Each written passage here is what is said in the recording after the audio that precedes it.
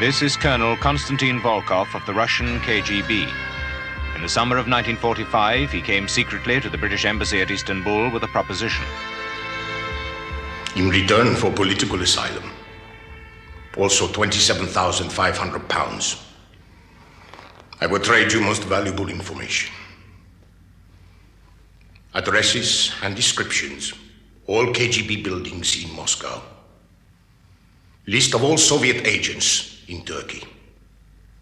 Numbers all KGB cars. Also this. Name of Soviet agents operating government departments in London. Operating in government departments? No. Operating them. In charge. Whitehall. You will inform London of my proposition. What do you make of it? Incredible. Do we have anything on Volkov? Oh, very little. But here's a Class 2 star KGB Lieutenant Colonel. It's genuine, then. On the face of it. Then this could be of the highest importance. Could you go out there and take over?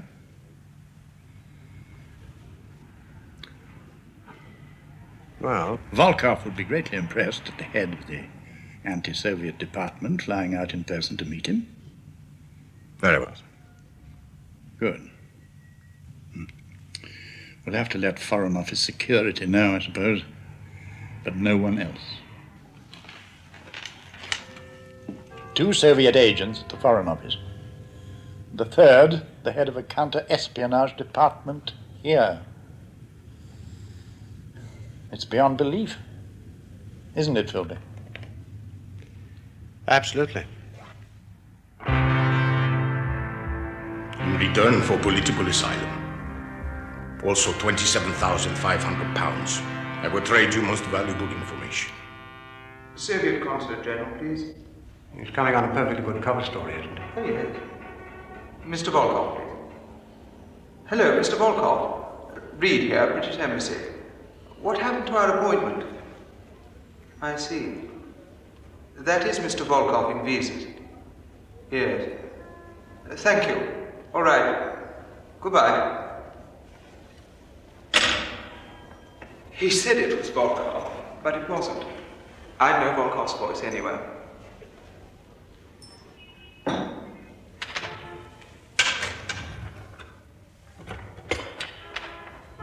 Soviet Consulate General, please. Is that why, sir? I shouldn't say who I am, but I might recognize that voice. Hello, Mr. Volkov, please. Mr. Konstantin Volkov. V-O-L-K-O-V.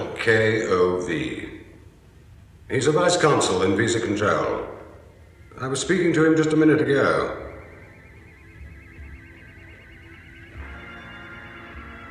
I see. Thank you. I've never heard of him.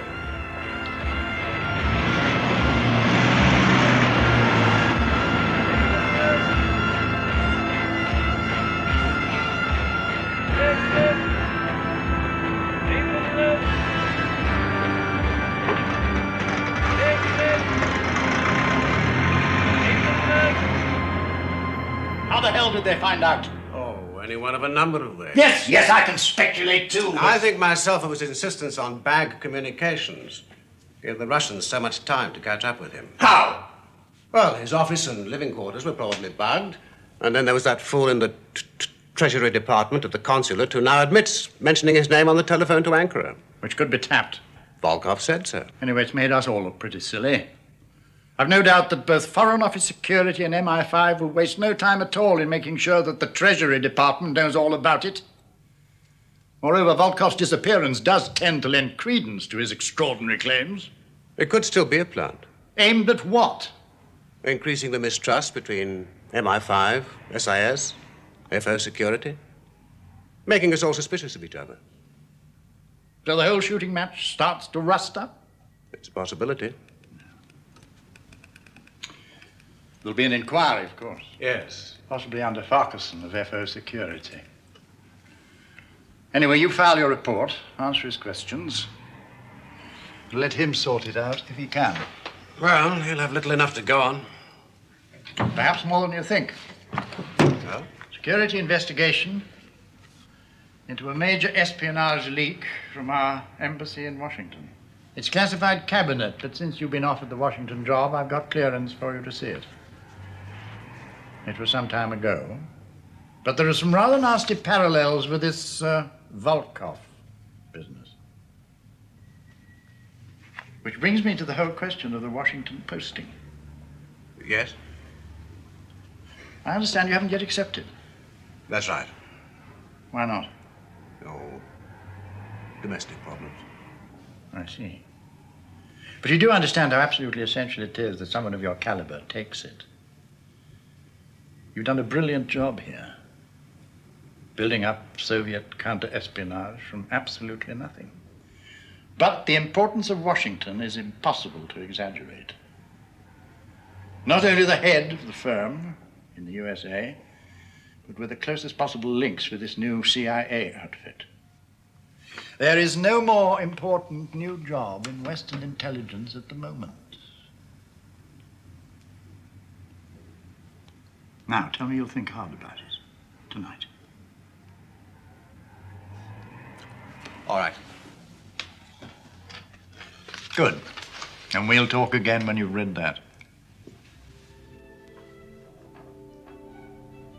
During the last months of the war, by some error of code books, the Russian embassy in New York began radioing top-secret information to the Kremlin using a low-grade cipher. This procedural mistake lasted just long enough for GCCS at Bletchley, Surrey, to record and decode the main messages being passed. The first messages consisted of the exact text of top-secret telegrams from Churchill to Truman about what line to take with Stalin over Berlin. Oh, for goodness sake, Dudley, blow your nose. Kim, you got a handkerchief? What? Handkerchief. Come on, now, blow. Big blow. That's all. Oh, for goodness sake, Dudley. Later messages revealed stages of top-secret communications between the United States and United Kingdom government over their relative atomic strengths at the outset of the Cold War. Dudley, come on. The cables were transcribed with great accuracy, even quoting the British Embassy file number. Moscow then queried how this material had been obtained, at which point the code reverted to high grade, impossible to crack, but revealing the code name of the agent responsible, Homer.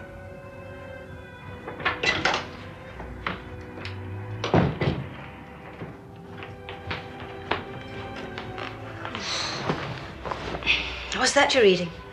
Oh, just a report. What about? Washington. Doesn't the red cover mean it mustn't be removed from the office under any circumstances? One day someone will catch up with just how much you bring home. Pressure of work. Have you accepted the Washington Post? Well, I haven't decided yet. I haven't decided yet. When I decide, I'll tell you. Anyway, Washington's not the happiest place to be at the moment. Why? Well, the Americans are terrified the Russians will still be able to make their own atom bomb. They know they couldn't do it without cribbing some of their secret processes, so they've got neurotic over security. Which means that anyone in the firm can say goodbye to privacy. At least it'd be a change.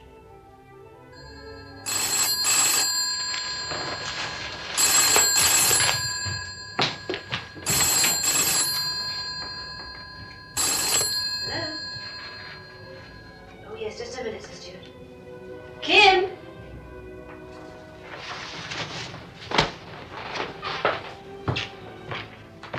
Sir Stewart.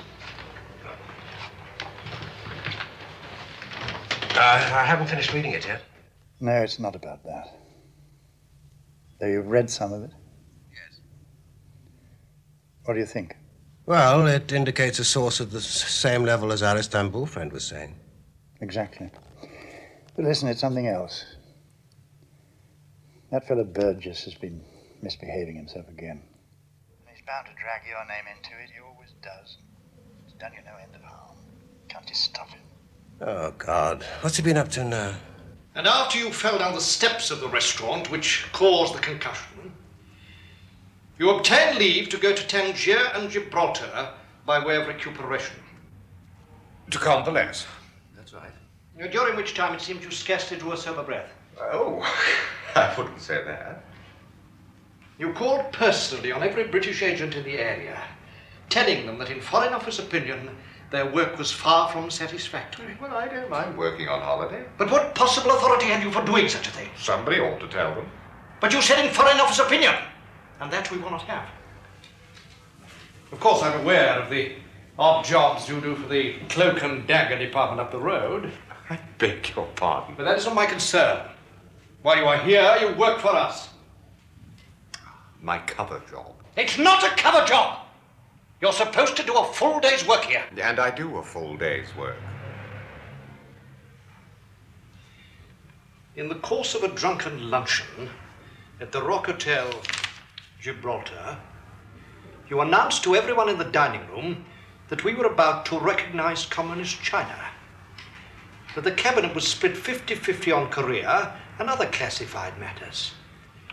You then pointed out the head of British security, Western men, who happened to be dining at the next table, singing a song at him which began with the words, "Little boys are cheap today, cheaper than yesterday." Yes, I've read all that. And is it an accurate account of your convalescence? No. It's not? No. Leaves out all the colourful bits. What on earth do you think you're up to? I know your record. I've read some of your papers for the Far Eastern Department, but they're brilliant. Which ones? Well, the one about General MacArthur's liaison with Chiang Kai-shek. Yes, that's all right. And your prediction of the Berlin airlift and the consequences are 100% accurate as far as I could judge. Yes, it was. It's just my bourgeois behaviour you don't find so attractive. Exactly. There's a limit to the sort of self-indulgent eccentricities we can tolerate here. The childish exhibitionism. Munching raw garlic at your desk like apples. Downing a half bottle of brandy in the canteen for breakfast. Utterly beyond my comprehension how the firm gone using you. Pack of amateurs though they are. Then perhaps you misjudge me.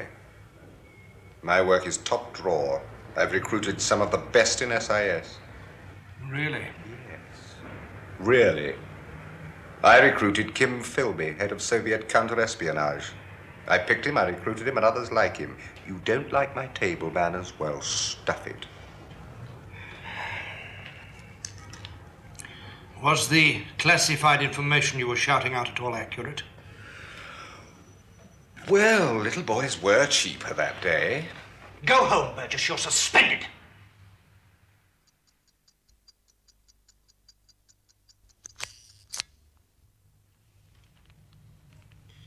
I'm astonished that Burgess was once thought to be a genius.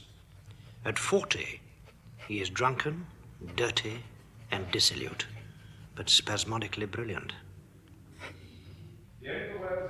He appears to have access to much classified information, none of which could have come through his lowly position with us, but which must have come either from his CIS contact or via the old Queen's net. He's an embarrassment, but no one as openly indiscreet as he is could possibly be a serious security risk.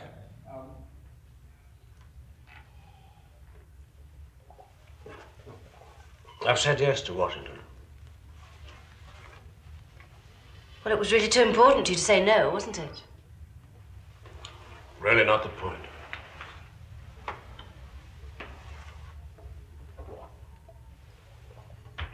Aileen, this is the head of the entire SIS in the USA. I'm very glad for you. Good.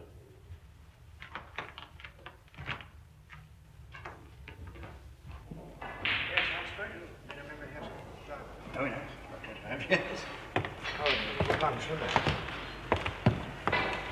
Ah, rather nice.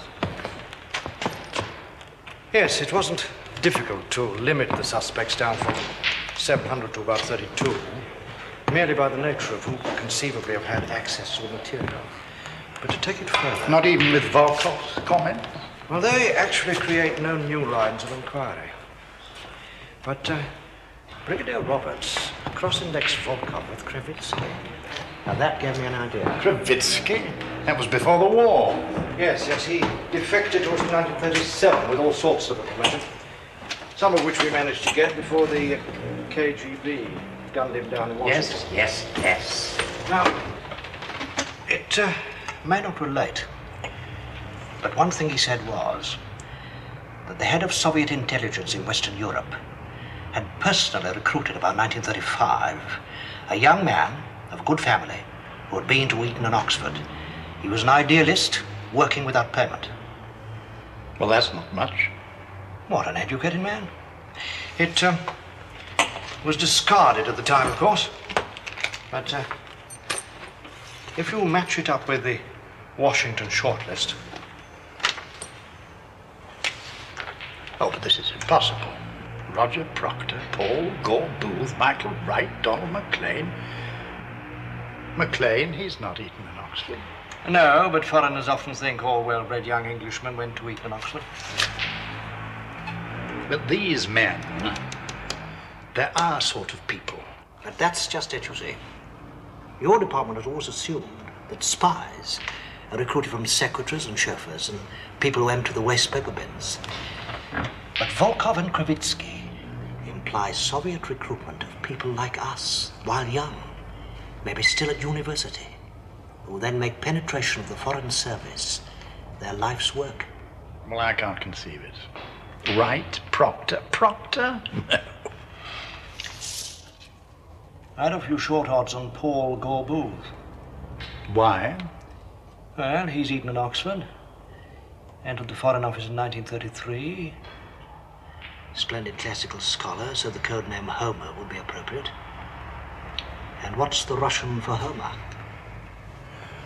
Oh, for God's sake, I don't know. Gomer. A near anagram of Gore in Gore Booth. As for idealism, he's a Christian Scientist and a teetotaler. Sometimes I think you're wasted in Whitehall, Farquharson. It's a pity Philby wasn't in Washington then. He might have some ideas. Where's Maclean now? Cairo. He's head of Chancery. As a matter of fact, I've just had an untrue complimentary security report from him. That's him. One of the golden boys in line to the top. He was in Washington in 1944 to 48 and secretary to the combined Anglo-American Policy Committee on Atomic Development. So he had access? Mm-hmm. But so did the other five. Yes, but we're looking for the odd man out. So? Maclean was the only one who didn't go to Eton. You did what? Reported you to London for your drinking. In my view, as security officer, it now constitutes a security risk. And may one ask what you said? That as head of Chancery in a Grade A embassy, you see far too much top-secret material considering your unreliability. And that in my view, you should be transferred. Get out! Not till I've finished, sir. Get out of this house. I wanted to institute a spot check system on all embassy staff to see no one was borrowing classified material. But you blocked it. Now the 6th copy of telegram 1127 is missing, and that is my responsibility. What? 1127 is totally unimportant. No, it's not. It's about Cuba. How the hell do you know that? Never you mind. I'll have to make a report on it tonight, and I intend to say you blocked my spot check scheme which could have prevented it. That's what I came to tell you. Well, I know nothing about the damn copy. It came to your office? No. You signed for all 6 copies, then distributed 5. The 6th should be on file. And it isn't? No, sir. I cannot be held responsible for every little scrap of paper that passes across my desk. I'll tell you what really worries me. I read out your Washington file before you ever came here. You had access to even hotter stuff there. You were one of 3 men who had a 24-hour unaccompanied pass to anywhere you liked inside the Atomic Energy Center. I'll tell you frankly, if you were as slap-happy about security then, I fear for all of us.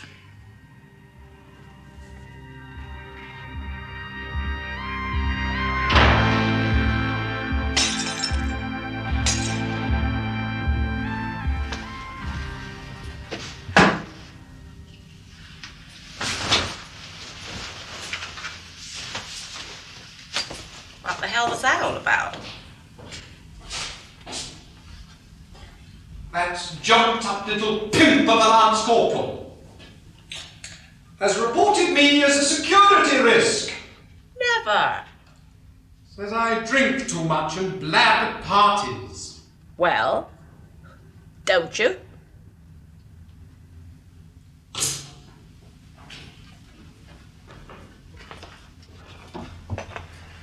Don't you start. Why the hell shouldn't I say what I think? This is a disgusting country. Disgusting.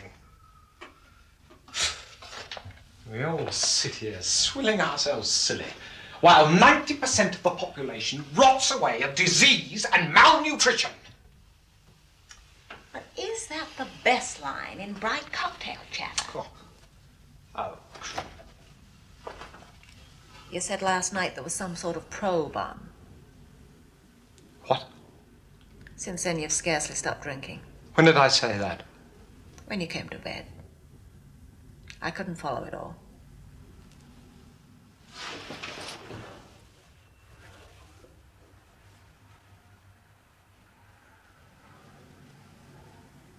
You'd better tell me.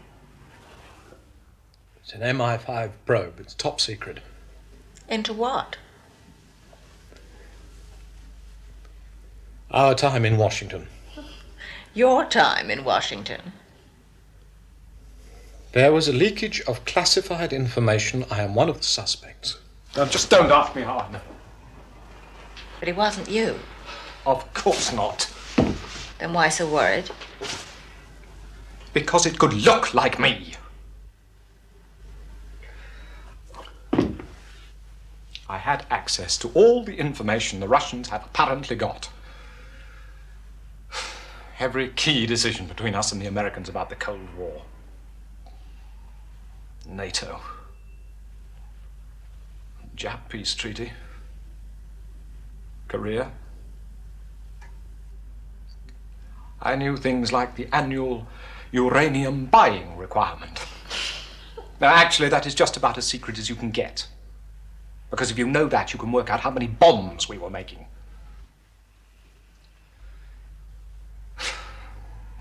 Somebody told them.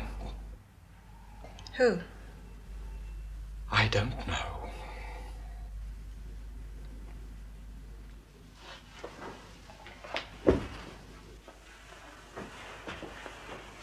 But whoever he is, must be the most important agent they have.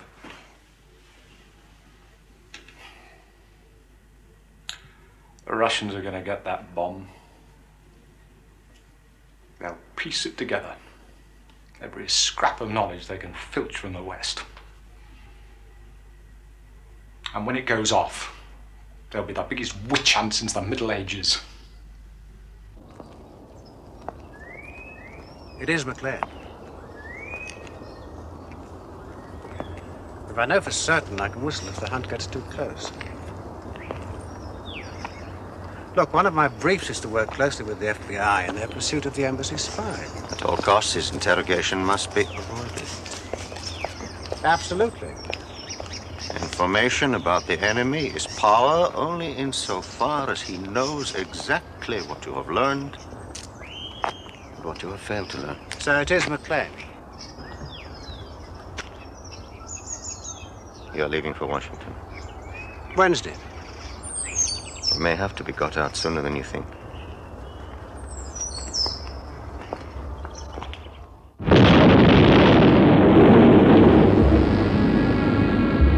It would be difficult to exaggerate the awesomeness of this development. While America alone held the bomb, the world was safe. The Soviet bomb is a threat to world peace of the highest order. While we debate what should be our new policy in the light of this grave event, I will give the people of America one solemn promise. No effort will be spared, no stone left unturned, to root out with the utmost vigor those traitors in our society who betrayed this secret to the Soviet Union.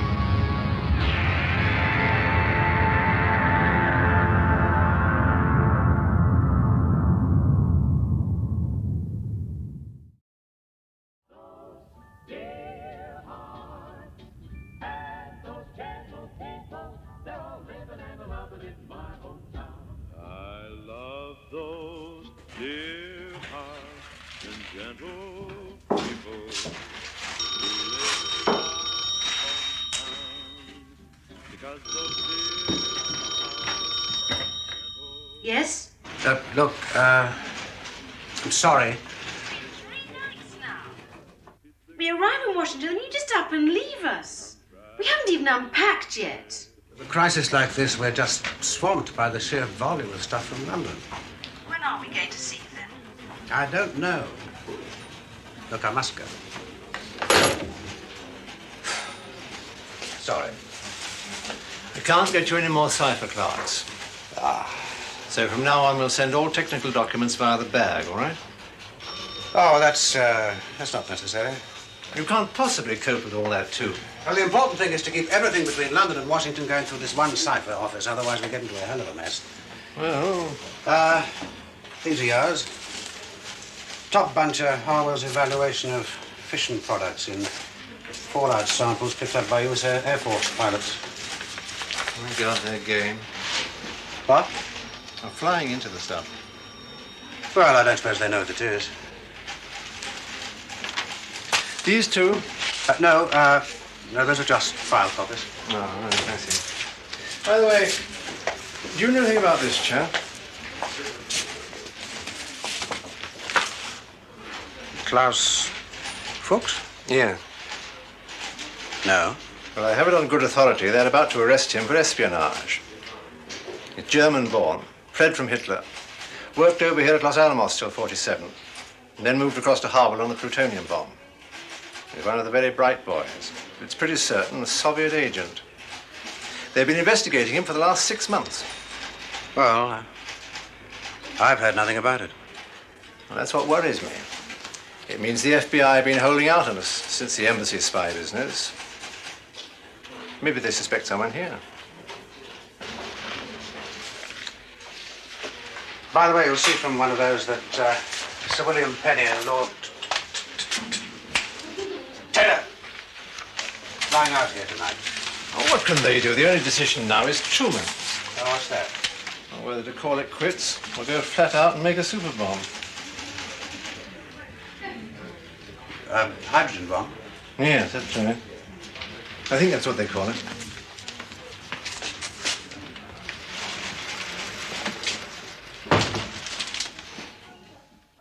I implore the leaders of the world to resist this temptation. The Soviet Union has drawn level in the atomic arms race. By what means is immaterial. Both East and West, I am certain, long for peace, but are afraid their opponents may draw ahead by the secret manufacture of even more terrible thermonuclear weapons. Such weapons would dwarf by many hundreds of times even those which so terribly annihilated Nagasaki and Hiroshima. I beg them to cast aside their fears. I beg them not to embark upon what can only be the first stage in a hellish escalation, to enlarge a yet more hellish arsenal. For such a course could have only one end. Ultimately and inevitably, it must lead to the destruction of all life on this planet. The Americans are going ahead to try to make a hydrogen bomb. Truman hopes it'll prove impossible to manufacture. I suggest you inform Grade A embassies and absolutely no one else. Including Cairo? Yes.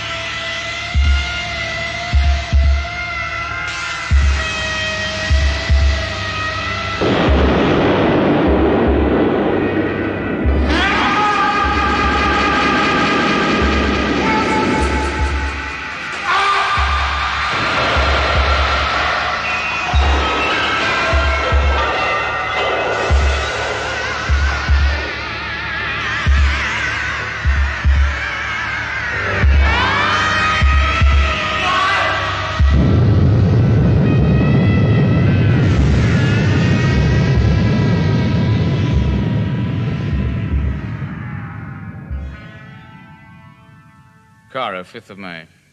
It is regretted that due to overwork, Mr. D.D. Maclean, head of Chancery, has suffered a nervous breakdown and has temporarily been relieved of his duties. It is suggested that this highly valued officer be given 6 months' leave to convalesce and is then found a new position commensurate with his outstanding promise. Guy Wright's been posted here. What's that? Guy's been posted here as a second secretary. Says can he stay with us till he finds a flat? I'll not have that man in our house again, Kim. But I've known him all my life. I don't care how long you've known him. He's a disgusting slob. In Turkey, in London, he used to treat us like a hotel. He stank. He used to bring you home stupefied with drink. What is it between you two? I'll not have him, Kim. I'll not have that man in this house. Now, listen, guys. When you get to Washington, you must remember 3 things. Don't be too aggressively left-wing. Don't get involved in race relations. And make sure there are no public homosexual incidents. I see. What you really mean is I mustn't make a pass at Paul Robeson. How on earth did you get such a job? Well, the theory is that his little ways will be less noticed here. What? In a large mission. Farquharson wrote to warn me. Oh, did he indeed? Giving me a summary of all recent peccadillos and saying that worse might be in store. What does he mean, worse? Goats? Oh, there's a thought. Seriously, Kim, do you know what they're going to give me to do here? Initially, yes. About 3 weeks ago, some fool of a wireless commentator said that anybody who thought we were dragging our feet over career should write to the British Embassy about it. We're all going to start by answering those letters. How many? About 4,000. Oh, my God. Guy, message from the children. Could you help them mend their hall? Thank you. No, what's wrong with that, eh? The cryptoanalysts have come up with something new about the 1945 leakage. After so long? They've just put it through one of these new computers. It's a wonderful thing. We're just feeding in all our old uncracked stuff. You remember how the code reverted to high grade? They've managed to get some glimmerings out of it. Yes. From them, you can deduce that the Washington spy must have gone to New York every 3 or 4 days to see his Soviet contact. So? In 1945, Maclean's wife was living with her mother in New York, and he went to see her there every Tuesday and Friday evening from Washington. The perfect cover. My God. We've just made him head of the American desk in London. After his illness, there was nothing proved against him. Can't hold him out. Put him under surveillance. Withhold all classified 5 or 6 material.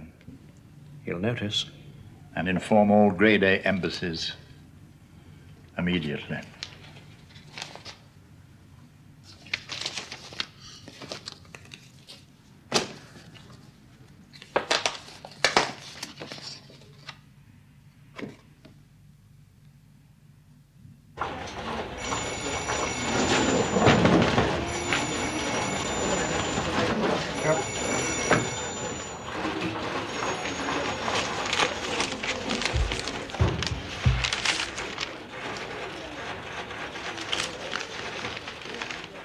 Confidential, strictly Class 1 security only. Re Mr. D.D. Maclean, American Department. Thank you very much. Thank you.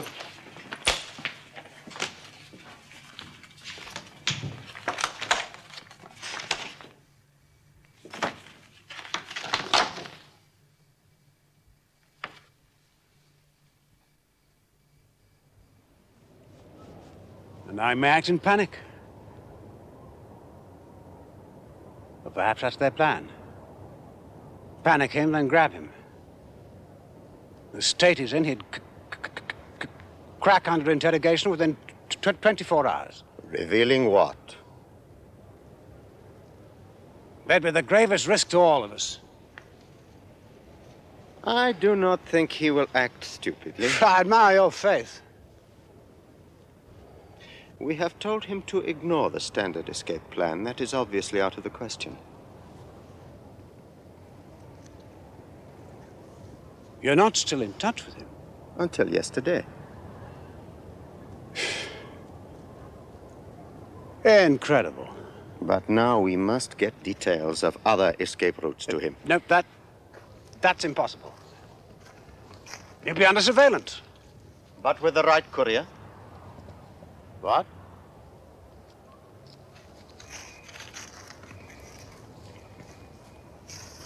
There will surely be no suspicion if Burgess went to see him. On official business.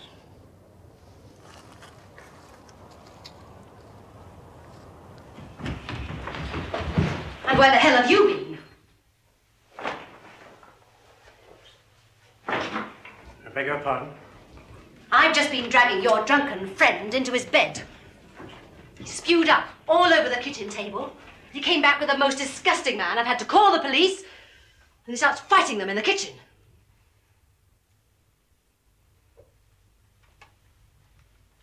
Kim, I will not have it. That slob's been here for 4 months now. He could have found himself a flat the first week he was here. What is it between you two?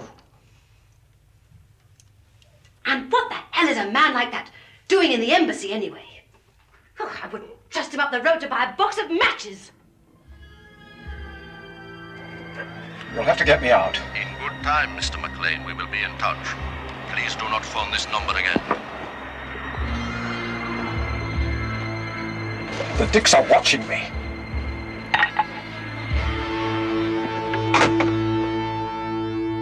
Kim, I'm so dreadfully sorry. Well, that's enough about that. Oh, no. It's such a terrible thing to do. Such marvelous friends. You're moving into a hotel tonight, no matter what, all right? Yeah. Of course. It's been a long line of squalid failures ever since Cambridge. Oh, no, it has, Kim, it has. You know that sod Graves? He's even taken me off those letters. Got me filing press cuttings now. Not even as if my contact regards me as a decent spy anymore. You know, he hasn't asked me to do anything for 2 years. Well, something you can do now. Yes? It's of the utmost importance. The very top man has to be got out. You'll have to return to London and brief him. Who? Maclean. What? When you get back to London, you have to contact your control there to check on the details of the escape plan they'll have finalized. Then pay some sort of visit to Maclean at the FO. While you're talking to him, put a typed note into his hand arranging a further meeting away from the office. But don't say anything. The second meeting, you'll brief him fully. All right. Yes. It's absolutely essential you don't botch this guy. Because if you were suspected, I'd get drawn into it. Our association over the years is too well known.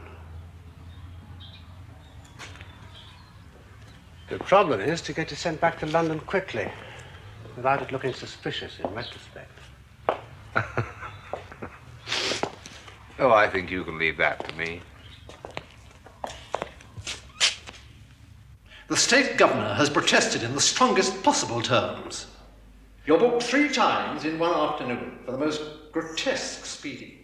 80 miles an hour in the middle of rush hour, Washington. Oh. Do you deny it? It was at least 100. You make homosexual passes at the policemen who finally manage to stop you. And when they attempt to arrest you for this, you claim diplomatic immunity. Well, on your desk, you left open classified documents for all to see. Documents that you had absolutely no right to be handling in any case. Yes, I am very sorry about that. I'll be frank with you, Burgess. When you first arrived, I thought the only possible explanation must be that you were somehow part of a deep-laid plan of MI5. But enough is enough.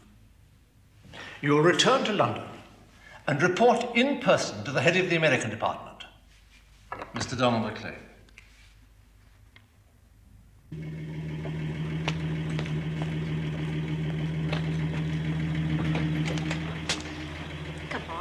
Cheer up.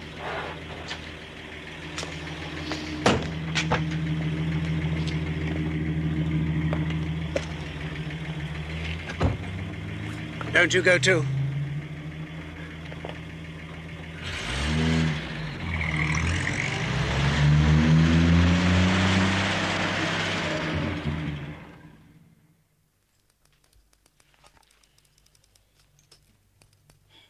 What do you want of me?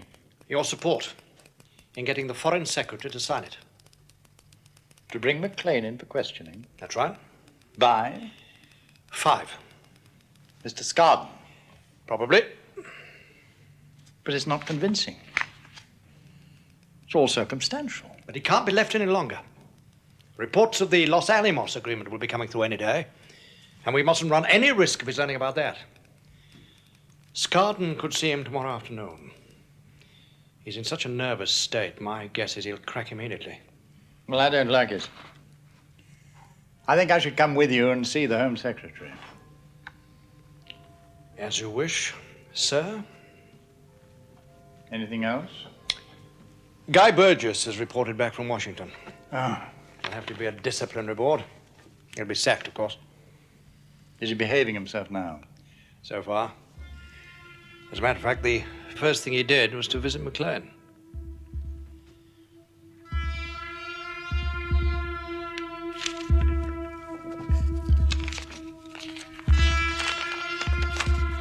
Berrywood Station, 6:30 p.m. Can't be sooner. Must meet contact first.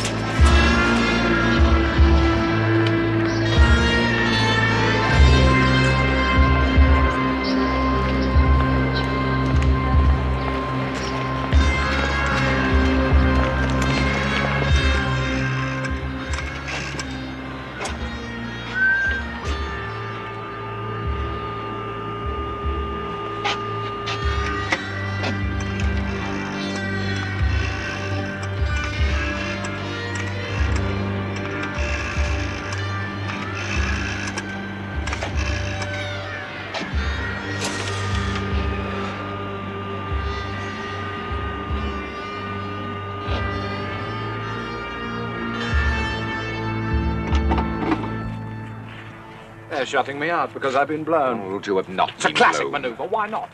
With Kravitsky, it was a bullet in a There's back no alley as comparison between you and Kravitsky. well. They can't afford to be sentimental about someone who's lost his usefulness. Why should they? It's not sentimentality, it's self-preservation. If for no other reason, they're going to lift you to show the other chaps in the field they're not abandoned. When the bogies start closing in, they're whisked off to safety. Unless they did that, their whole Secret Service will collapse.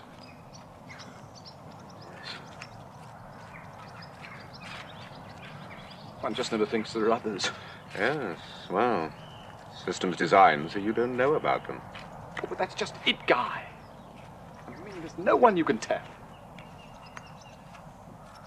Talk to, discuss the most passionately important thing in your life. No one.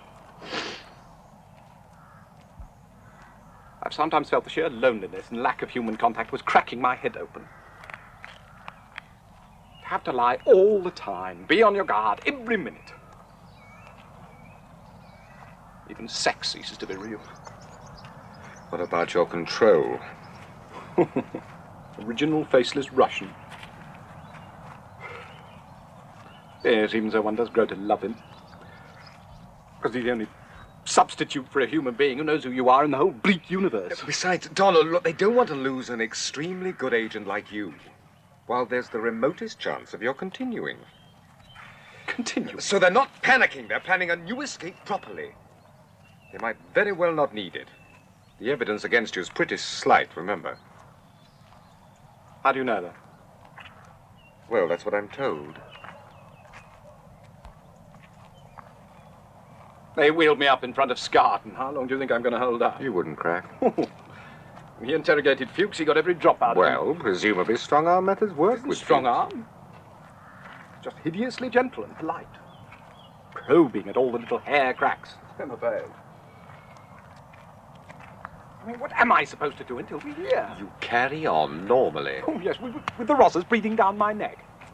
You know, there's a couple outside my office every day, jingling their coins in their pockets in a thoroughly policeman-like manner, just in case I hadn't noticed. Oh, no, I don't.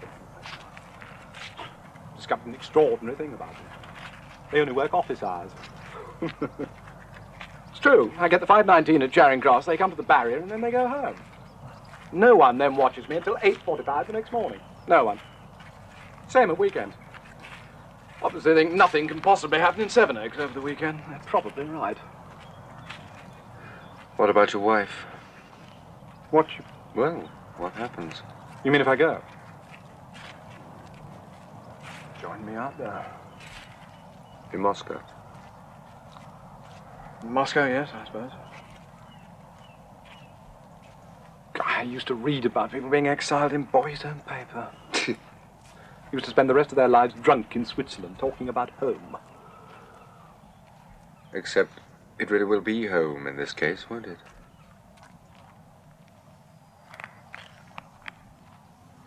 Well, what are you going to do? Oh, I'm spending the weekend with Bernard Miller in Brittany. Just carrying on normally. Oh, yes, I forgot. This doesn't really affect you, does it? Yes, of course it does. I'm all washed up, Donald. I'm finished with the FO and with this country. I want to go home, too.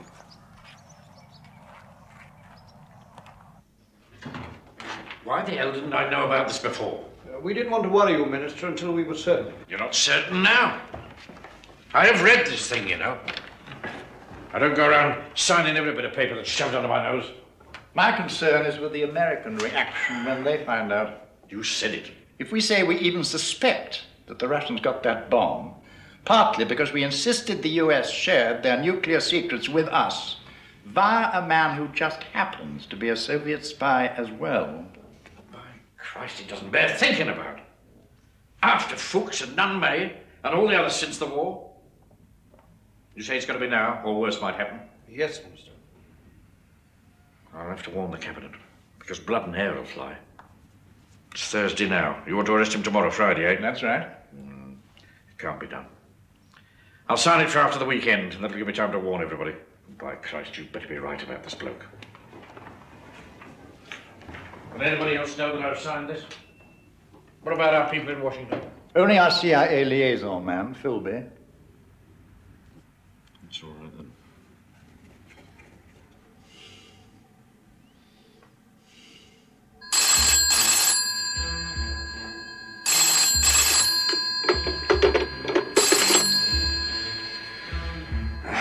Region 1530.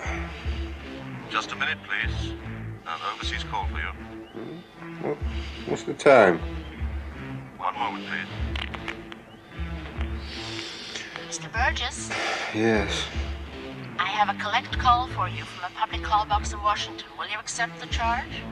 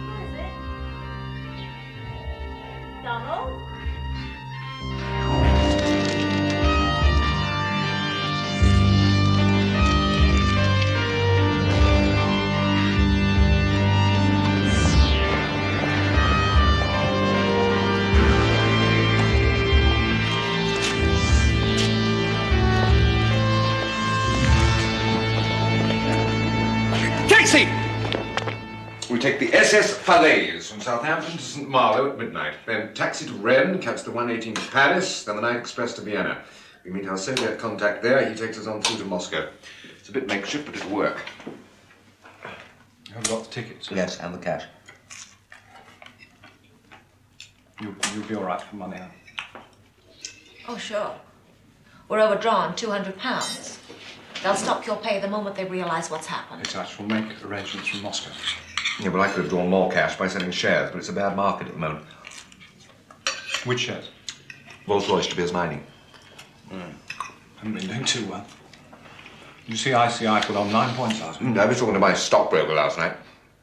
He said under the Currency Regulations Act, he can send my dividends to me in Moscow, tax-free for life. We've got to go. Are you going to say goodbye to the children? I left them round the door.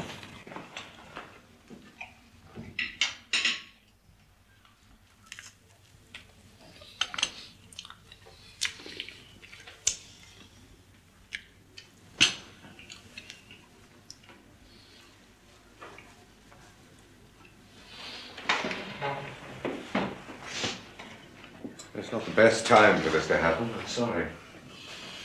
Donald told me last night that he's been a Soviet agent since Cambridge for 19 years, all through our married life. Washington, Cairo, the lot. You'd no idea. None. Ours has always been a pretty shaky partnership. But even so, he also told me about you and him at Cambridge. Disgusting. That was a long time ago. You're saying it finished then? I don't believe you didn't know anything about Donald's work. And why? For 19 years to choose to You do don't such a thing. choose to do it. You do it because of the sheer crushing weight of dead wood of this country's past. The tradition of all the dead generations weighing like a nightmare on you so you can't breathe. The entire West is rotting away. It's the God-given responsibility of every civilized man to sweep away the whole criminal, crack-brained, gangrenous mess and start again. There is no choice at all. The 18th Brumaire. Yes, I'm quoting Marx. It's also true. I bet you've been quoting that ever since you and Donald first read it in some cheap little pamphlet at Cambridge. Have you never progressed beyond? Always second-hand guy. Never an original thought. Do you think the departure of a cheap little pansy like you is going to make the slightest real impression on the world? Yes. Since I'm forced to go, I'm going to slam the door behind us so that the echo will be heard throughout the world. Trotsky. Defense of Terror. Chapter 9.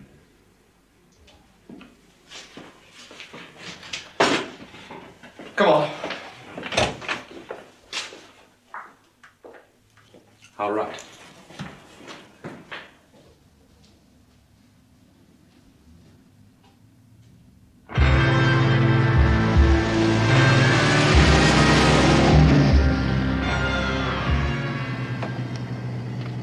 I didn't know what to pack. I did remember they don't have any toothpaste in Russia. What do they use then? I don't know. Anyway, I went down to the chemist in the village. I bought a dozen tubes. I can't stand dirty teeth.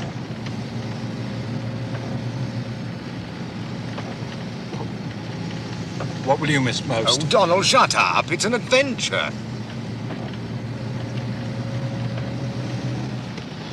Do you know something? I've never been convinced. I mean, not wholly, totally, absolutely, as one should be. In my head, yes. But for 20 years, I've longed for that leap of faith to convince me that communism is right. My God, your sense of timing.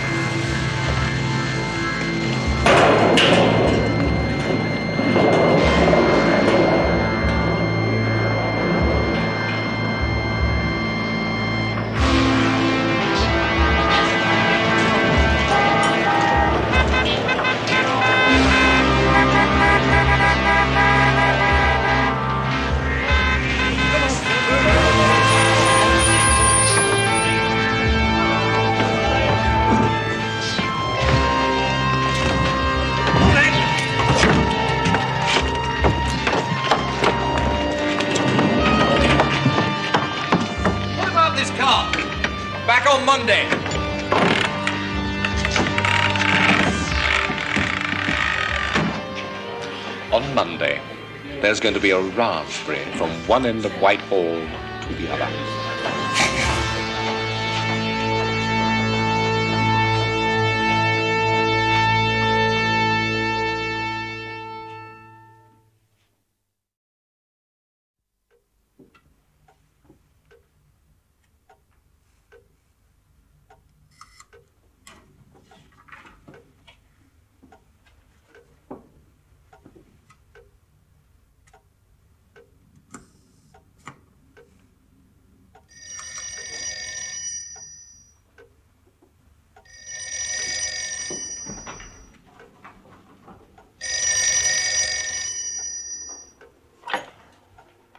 Yeah? Oh, Kim, it's Jeffrey Patterson. I'm terribly sorry to wake you. What's the matter? Duty office has just received an enormously long, most immediate telegram from London. Must be something big. Half the cipher office are down with flu. Can I borrow your secretary? Yes, of course. Have you got a number? You don't mind? No. You go ahead. Thanks. Bye.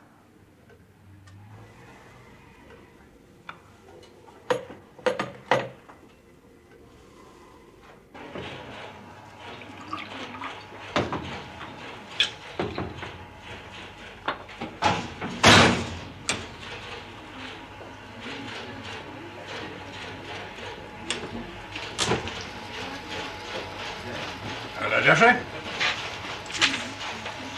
You all right?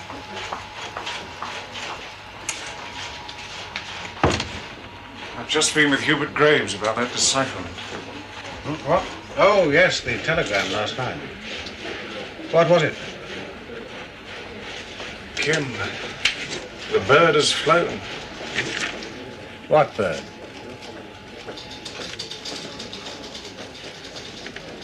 Not Maclean. Yes, but it's worse than that. What? Guy Burgess has gone with him.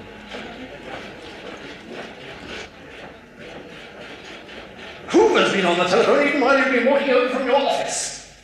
I've never heard any man so angry. How long have those bastards been spies? When were they recruited? Had you the slightest foreknowledge of this? Had I what? Burgess was a close friend of ours. Wait a minute. He never gave you the Certainly slightest stayed with us indication. for a few months while he was looking for a flat here. Yes. I suppose at least that's in your favor. You'd hardly have advertised the connection if you are in any way involved. What do you mean? Well, somebody tipped them off. You're the only person linked with both, either by friendship or knowledge of the net closing around Maclean. The CIA will be onto you like a ton of bricks. You better get back to London tonight. Run away. No man, so that our chaps can handle it. Look, they've disappeared, all right. Is it known for certain they're defected? Oh, yes. Burgess even left a forwarding address with his flatmate. It reads, care of the stage door, the Bolshoi Theatre, Moscow. I think it was a joke.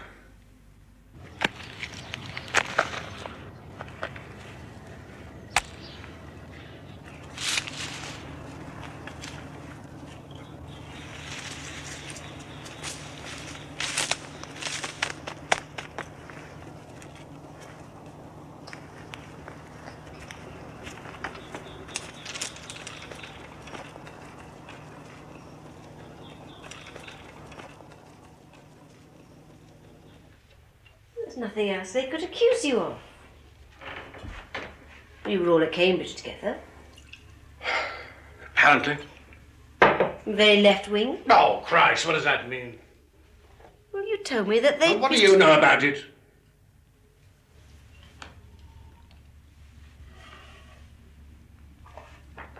Those days it was a different world. Europe was about to collapse in front of the Nazis. The only hope seemed to be Soviet Russia. Oh, but that's nonsense. That's not nonsense. Well, the way it seemed to anyone not blinded with prejudice, with 2 eyes to see.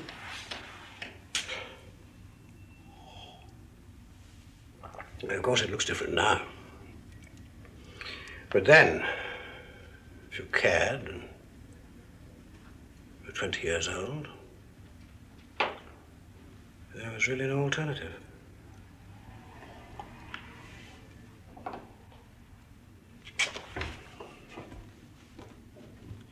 I used to see it hit undergraduates around me like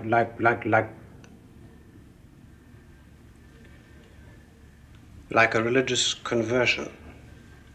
But you grew out of it. I grew out of it. Well, why didn't they? Perhaps they were recruited at that time. And once recruited, there's no turning back? However much the world might change? No matter how much we might discover what really goes on inside the Soviet Union?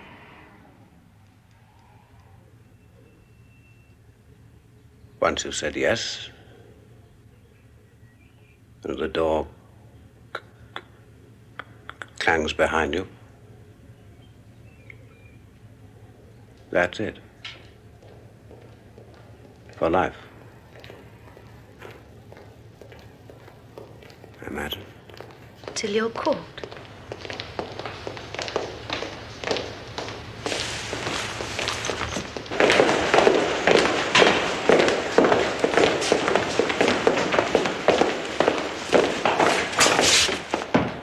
You foreign officers ought to drop me right in it. These Yankees claim that their whole atomic program has been betrayed by us. Exaggeration. Don't be so bloody cocky about it. Foster Dulles cables me like he was going to restart the War of Independence. They have their traitors too. There are 14 questions in the House this afternoon. That means a full-scale debate and the press. Well, we tried to play it down. Weren't too good at that either, were you? I mean, how far do these ripples go? Look at this question I've got this afternoon. Would the Foreign Secretary institute inquiries into the suggestion made in the Sunday newspapers that there is widespread sexual perversion in the Foreign Office? Surely you don't intend to answer that? No, I don't. I've not been here long enough to form an opinion one way or the other. We're desperate for access to American secrets. And we've already got more egg on our faces over this Fulton-Nunn-May affair than will make omelettes for the entire Senate. We're going to have a purge. Make some strong gestures. But we don't share Washington's presumption of guilt. I don't give a pig's nipple what you presume. But what gesture do you suggest? Philby will have to go for a start. But he hasn't had a hearing yet. Then give him one! It'll be in the form of an inquiry by counsel of the evidence against you. A secret trial, if you like, here in my office. I see. So that we can say we've grilled him and he's clean. Of course, if you're not clean, then the normal processes of law take over. You see, Hoover says that either we sack you or they break off Anglo-US intelligence relations. Well, then, sack me. That would be an admission of guilt. An admission of guilt, whereas in fact we don't know, one way or the other. Ah, of course. It's best that we're frank. And who'll conduct this inquiry? Scarden? Initially, Eleanor Milmo. He's a former MI5 lawyer. Scarden comes later. I see. Do you know Scarden? I've heard about his cozy methods. Milmo, you may find rather less cozy. You're asking us to believe that at no stage throughout your entire career did you ever breathe one word about the Volkov affair in Istanbul to Guy Burgess? Well, Burgess and I had a number of meetings between 1932 and our joint time in Washington. He sometimes stayed at our house. Did you at any stage discuss the Volkov affair with him? Well, it's very difficult to remember what one might have said. But surely no, you can recall. Let me finish. Please. Guy's conversation was somewhat difficult to follow. Rather like your own, Mr. Milmo. But surely members of MI6 should never discuss their work together. Ah, well, it depends on what you mean by work. I am not concerned in the least about legal points, Mr. Philby. I am concerned purely with understanding. I'm sure there's no one in that room who is not moved by what you're telling us. It all makes complete sense, so far as I am concerned. Except one thing. Why did not you yourself ever actually join the Communist Party?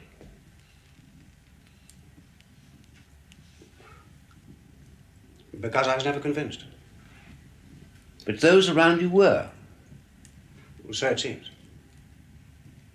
Did you ever attend party meetings? Open meetings. Open to the public. I also attended conservative meetings.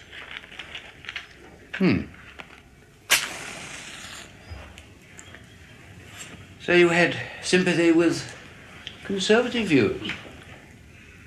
No. I've already told you. Mine were undergraduate left, and I outgrew them. If I may say so, I was most impressed at the understanding you showed of Burgess and Maclean's viewpoint.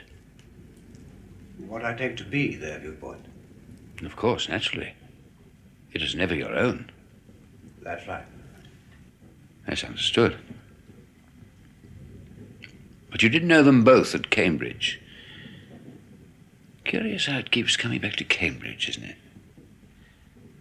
Though thereafter your paths divided. Yes. Yeah.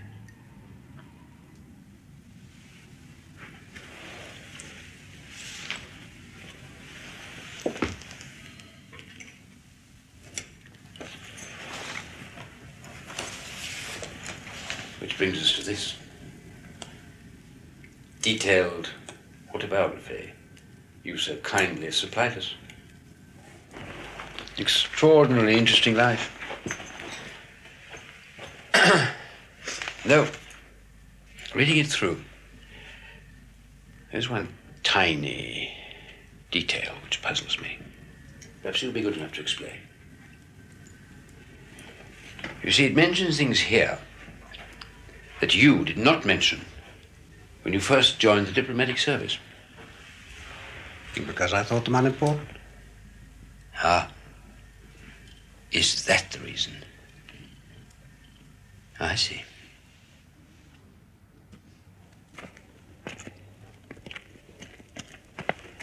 I read in your notes that you were first married to an Austrian lady, Litzy Friedman. That's right. In Vienna, 1933? How old would you have been then? Oh, 21. You say she was a member of the Communist Party? Yes. You omitted to mention that when you first joined the service, in the curriculum vitae that you supplied. Well, it didn't seem important then. Not important, Mr. Philby. Well, the marriage lasted less than a year. Oh, Litzy was a little firebrand. She just bowled me over. I adored her for a few months, but I never shared her political beliefs.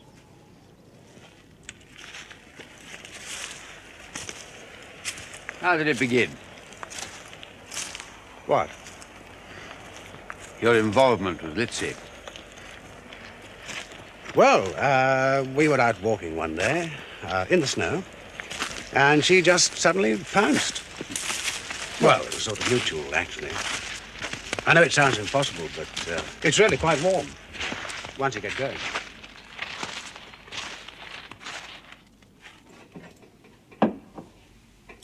Thanks.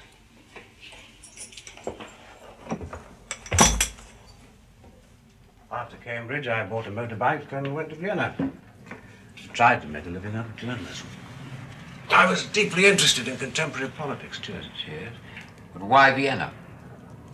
Well, it was the center of the fascist-communist conflict at that time. Oh, yes. The workers' uprising of 1933. Put down by the government with great bloodshed.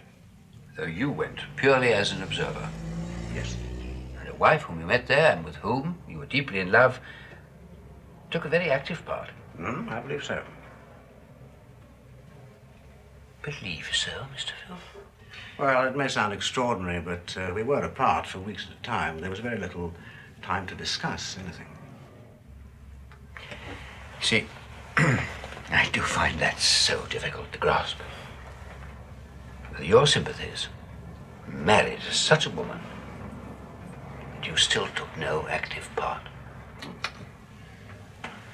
You say you witnessed the shelling by government troops of densely populated workers' flats. Did I? Didn't you say so in those articles you wrote? I didn't realize you'd read them. I felt I ought to, Mr. Philby. Those that you sold to the English press were fairly easily tracked down, but your Austrian articles... Oh, those were merely typed broadsheets, typed and duplicated. And distributed to street corners during the uprising. Absolutely fascinating. My German is really very rusty. Do you mind translating this bit for me? I've marked it a bit here. It's about the 300 killed when those flats were shelled. No one could witness that appalling scene without being overwhelmed by the conviction that the world is fast going fascist and only communism can save it. A sincerely held view. I have no doubt. At the time. At the time. Please go on. Socialism has quite failed to stop it. It failed in England in 1931, Germany in 1933. It is failing in Vienna now. Those of us who are living through these things will, for the rest of our lives, feel ourselves separated by a giant divide from those who know nothing of it. And not 3 months later, you returned to England, publicly severed all your left-wing connections, and joined the service.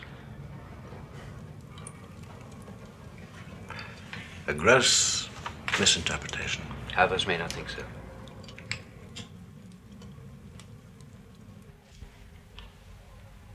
Will the Foreign Secretary appoint a select committee to investigate the circumstances of the disappearance of Burgess and Maclean? No, sir.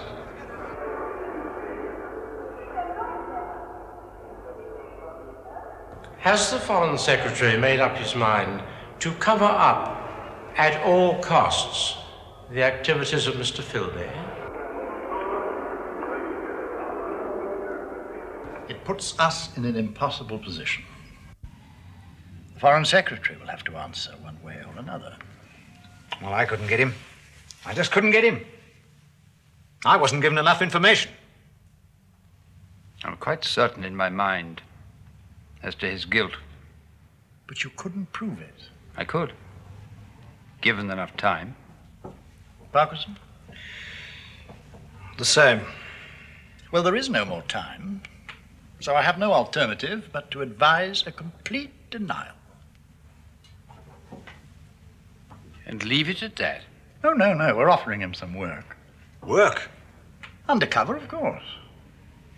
We'll put him in some sensitive spot in the Soviet network, feed him a few tidbits and see what happens. A further trial? If you like. What cover? The Observer and The Economist have agreed to take him on as joint correspondent in Beirut. Well, that's ideal from our point of view. And he'll be kept under surveillance? As far as possible. Meantime, full public clearance. Do you see any alternative?